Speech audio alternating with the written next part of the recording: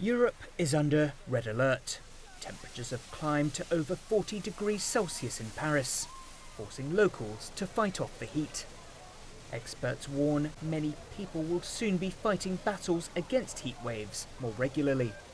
They are, as we saw in June, they're becoming more frequent, they're starting earlier, and they're becoming more intense.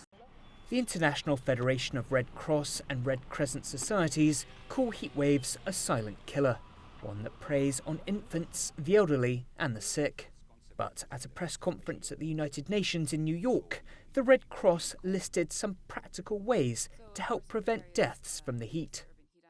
Making sure that people are drinking water even before they feel thirsty, and looking for places for people to stay cool. So in some places that may be cooling centers that already exist.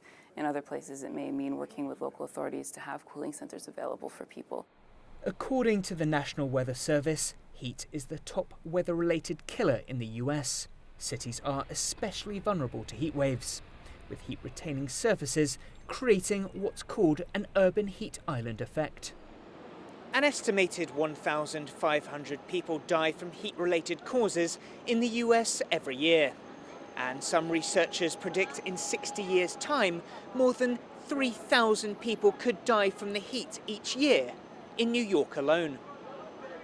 But efforts are underway to pour cold water on those warnings.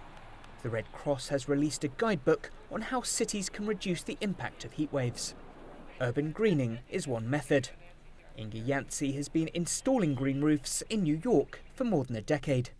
The Environmental Protection Agency estimates vegetation can lower the temperature of a roof by nearly 5 degrees Celsius.